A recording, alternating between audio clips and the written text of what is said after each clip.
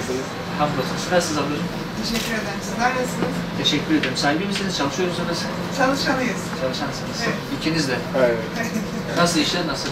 İyidir çok şükür. Elhamdülillah. İyi yani burası. Şehzade de müftüler var. Rabbim razı eylesin. Daha farklı adayız. Selam verin. Teşekkür Gecesiniz ki bir şeyden hiçbir sorun yok. Allah razı olsun. Ama yine de ziyaret etmek İyi olur. Çalışan Hiç şüphemiz yok. geleceğinizi kimseye emanet edemez. Rabbim razı eylesin. Razı olsun. Allah'ın izniyle. Yapabileceğimiz bir şey varsa. Selamünaleyküm. Selam. Hoş geldin. Nasılsınız? Kolay gelsin. İyi, hamdolsun. Şehzade de bir malum. Bir daha var. Şöyle kapatacağız.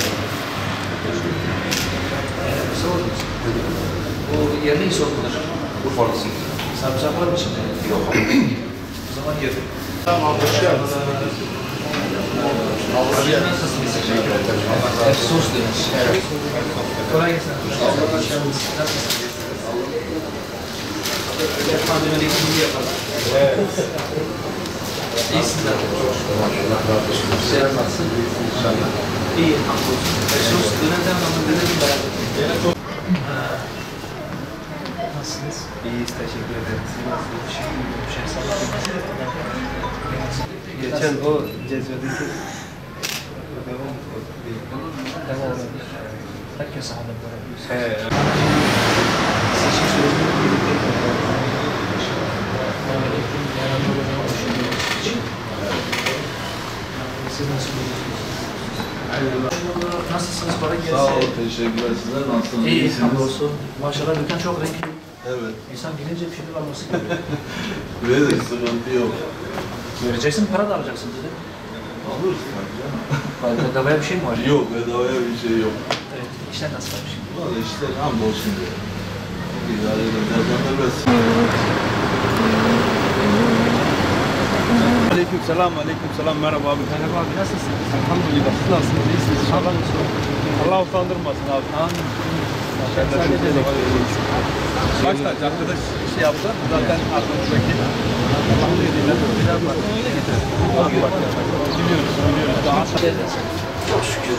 Şehzade de biraz da. Evet, güzel.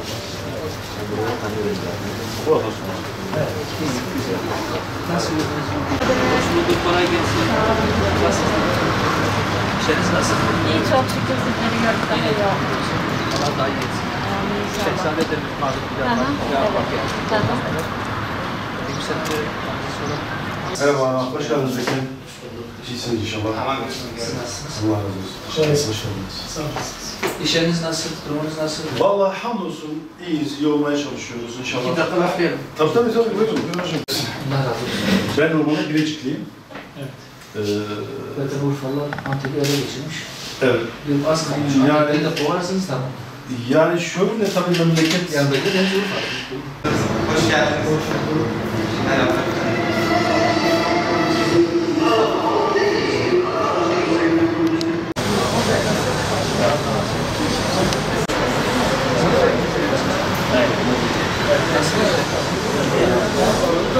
Hoş geldiniz. Cümleden hoş geldiniz. Bunlar Selahattin Eyyubi'nin torunları. Maşallah. Sizi direkt tarif ediyorum. Evet. Bilek yok mu ister? Bilek yok, bilek var. Allah yolunuzu açık etsin. Nasıl gördünüz bu birlikteliği? Biraz bak AK Dedik ya, Selahattin Eyyubi'nin çocukları buraya geldi. Çok güzel. Sen çağlar. Allah razı olsun. Nasıl gördünüz? Sevindik. Gece gene olmuş ha deprem. Gel ya gel ya.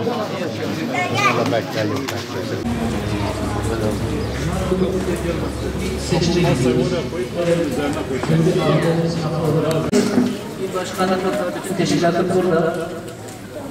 İlk günden beri biz hep sahadayız.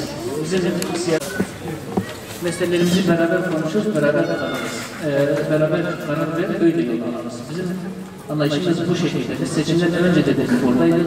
Seçim sırasında da burada olacağız. Seçim sonrasında da aynı. Tamam inşallah. Siz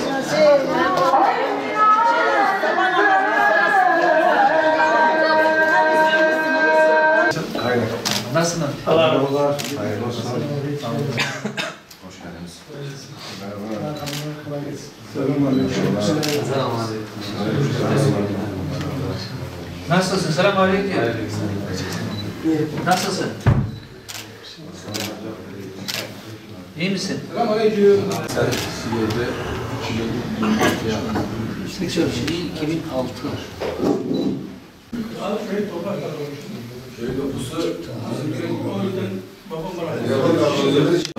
Ağaçköy'de orada satın aldık. Onlar buradan çıktılar, buradaki arazilerini sattılar, biz aldık işte böyle yaptık. Yol çarptı. Köyde doğdum. Ortaokul, lise okulu zaten o tarafta okudum, Müsaadem'de, Mardin'de. Uzun bir STK süreci ve neticede partinin kurulması öyle. Son dönemlerde yapılan eksikler ya da yanlışlar ya da yetersizlikler de ortada, onlara da ifade ettiğim gibi karşılıyoruz. Sayın Erdoğan'ı ve partisini tanıyoruz. Hakimiyetinden kurtarılması, İslami kesimlerin inancını yaşamak isteyen insanların rahatlaması, başörtüsündeki engellerin kaldırılması, fakat elbette ki eksiklikler var. Bunları da biraz önce ifade edeceğim. Sırayla vurursam çoğu da sıralayabiliriz. Türkiye'de aşırı değil. Sorun varsa birini tercih etmesi gerekir. Yoksa mecliste olması, Türkiye siyasetine katkıda bulunması, sorunlara birebir müdahale etmesi imkanı olmayacak.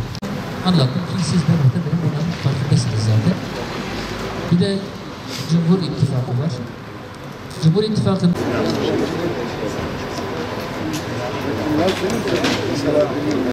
Bismillahirrahmanirrahim. Değerli arkadaşlar, bugün yine seçim çalışmaları kapsamında Gaziantep'imizin Nizip ilçesinde, merkezinde ve bir kısım köylerinde çalışmalar yaptık. Esnafımızla bir araya geldik, oturduk, dertleştik, onları dinledik, taleplerini aldık, köylerimizi gezdik. Köylüler oturdular, ikramda bulundular, dertlerini söylediler, beklentilerini anlattılar. Doğrusu burada da aynı şeylerle karşılaştık. Sorunlar zaten belli. Fakat şöyle bir şey burada gördük. İnsanlar Millet İttifakı'nın gelmesi durumuna karşı tedirgin, istemiyorlar. Herkes dört bir şekilde dört elle seçim çalışmalarına asılmış.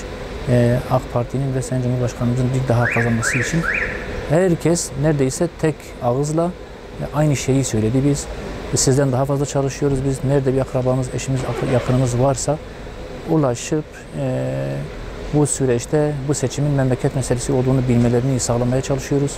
Çünkü şimdiden bunlar değerlerimize, inancımıza, kültürümüze, kazanımlarımıza, yatırımlarımıza, ülkenin kalkınmışlığına göz dikmişler. Yapılan bütün icraatları, bütün güzellikleri hedefe koymuşlar. Bunları kaldırmayı düşünüyorlar.